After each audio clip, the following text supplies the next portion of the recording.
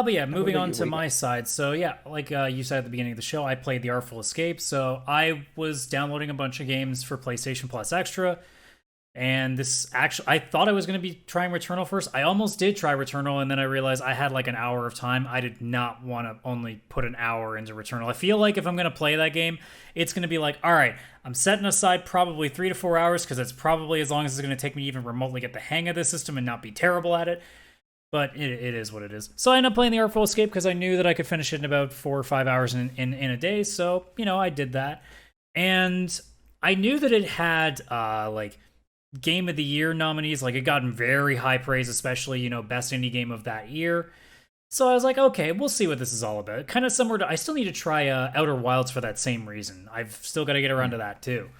So I finally got around to trying this out, and this couldn't have been a better time game, honestly, because it's pretty much a game about music. And as someone who literally, if you really want to, because I'll plug myself, god damn it, if you go to CS Radical, I put up my first piece of music on YouTube ever, which is a cover of a Dream Theater song, and that's Yeah, something buddy. that I had considered doing for a long time and never got around to. And all of a sudden, I have this like interest in music again for some reason that I'm not really sure why, but I don't care because it's fun. So yeah.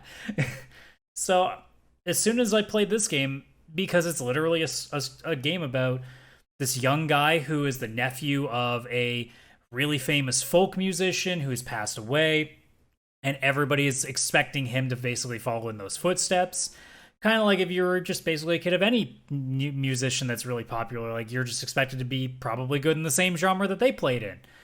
And he struggles through that entire process, and he, I guess, overcomes it by going on an adventure that is akin to what is probably going through most of David Bowie's brain when he was probably making up the Ziggy Stardust character, I guess would be the best way of explaining it. So, Artful Escape is mostly a game that takes place in, well, space. Because that's where most people get all of their life lessons done in the outer reaches of interdimensional space travel. That's usually where you learn all your stuff, right? So basically, Alien recruits him. He's going to be the opening musician for this really famous other human musician that's traveling through dimensions. Don't worry, the story isn't that complicated. You just have to follow along here. But most of the gameplay is just you walking around on the map.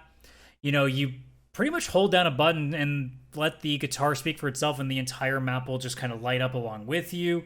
There is a little bit of platforming. There's not really combat of anything. The most that you'll see in terms of combat is when you fall into a sort of either boss battle or mini boss battle where they have like the same setup of where the buttons are located. So you'll have a big circle, two small ones underneath it, and then two like more like oval-ish kind of buttons that kind of represent the R1 and the L1 buttons, whereas the three buttons represent, I guess on a PlayStation controller you would think triangle, square, and circle. Otherwise you'd be Y, X, and B.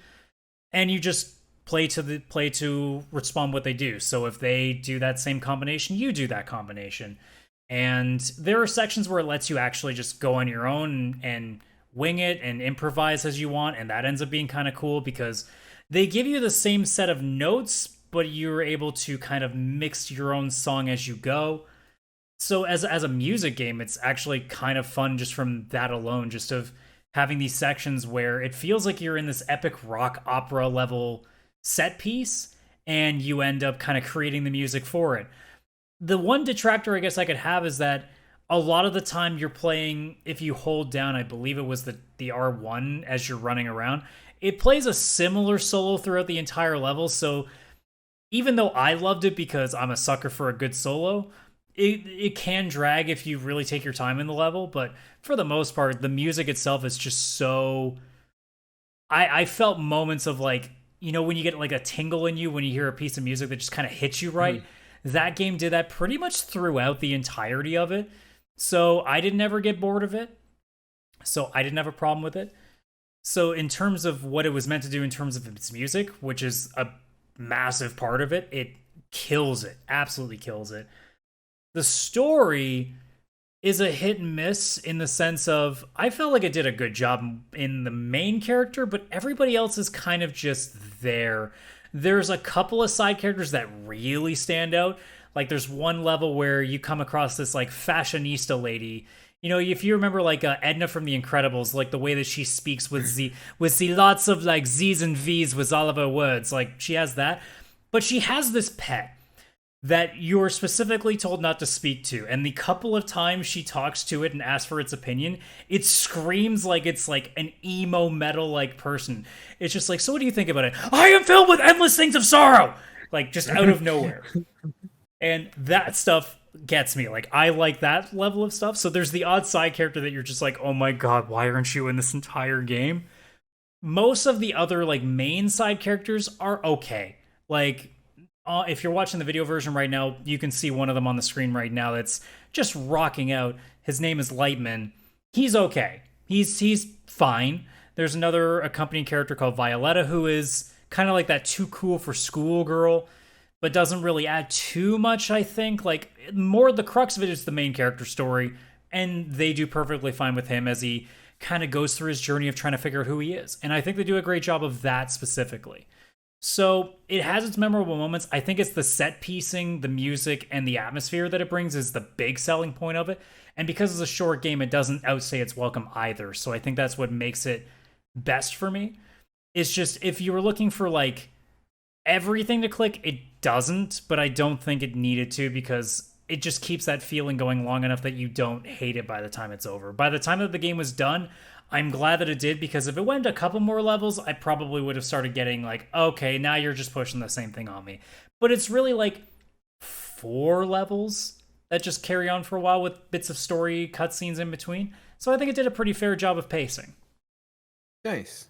In terms of gameplay, like how long did you spend playing it? Like how long does it take to get through the game? I would say probably around the 4 to 5 hour mark. I would say, given that like I definitely did spend some time. Like the first time that I had an improvised solo section, I didn't leave because I didn't realize I could. So I just kind of messed with it for a little while, and I was kind of enjoying myself. And then I was like, it's been like 5 minutes almost. I feel like this should have done something by now. And then I moved forward. I'm like, oh, oops, and then kept going. So, like I said, like it actually like holds very well to keeping my musician brain on. So there were points where I probably could have gone through it faster. But for the most part, like I feel like I did basically everything you could. I walked everywhere that I could on certain points. So I think I spent about as much time as you can with it without replaying it. And yeah, I would say it's somewhere around the 4 to 5 hour mark. Nice. Other question I had is just because it's a musically related game. What genre of music are you hearing a lot? Is there a lot of variety, or is it a particular genre? It would be a rock opera level stuff, oh, like cool. like a little bit of like rock with like you could almost go to like you could say like late 70s, early 80s, like rock, like your Deep Purple, Pink Floyd, like David Bowie, Ziggy Stardust level, like kind of music. Like a lot of heavy emphasis on guitar solos. Like I almost feel like, man, Eddie Van Halen would have been great to have an addition on this, just to do like one solo with it. Because if you had like an Eddie Van Halen level character that would just shred some tapping solos, it would be so perfect for it. But yeah, I would say like your late 70s, early 80s, like alternative, like fantasy space rock kind of like music is the big crux of it, with a little bit of folk in there for the fact that he's a descendant of or a nephew of a really famous folk musicians.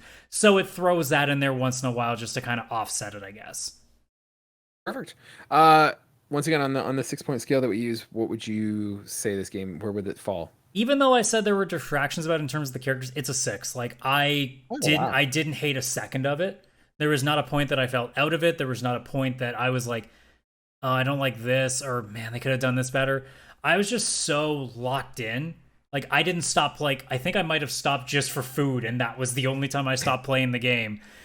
And nice. Even with because I was actually in one of my friends' Discord through the entire thing. They were watching it with me, and they're like, "Look, I don't know what's going on, but I freaking love how this thing looks and how it sounds." So I know a couple of people that are definitely curious about it alone. And the fact that, you know, now that I am also have an alias, because it gives you an alias to create. I forgot to mention that part. So you make a persona of yourself, and it's just the blank blank. And it gives you the second, or the one of them, it just rotates through a bunch of descriptors. So you could be like the glorious, or the vindictive, or the villainous. And then the other one, you type in whatever you want. So I was known as the flamboyant radical. Love it. And Love it. it lets you create a costume later on in the game as well. And Lord knows that David Bowie would blush at what I created on that character. I love it. So it Awesome. definitely does enough things to make it your own, and then on the same time, like, just the absolute atmosphere of that game could not have been perfect for me. More perfect for me, I should say. It was the perfect game for the perfect time. Like, just after releasing music for the first time and getting that just pure, like, just massive just jump start of like extra like creativity in my brain is now like, oh man, now I want to write stuff.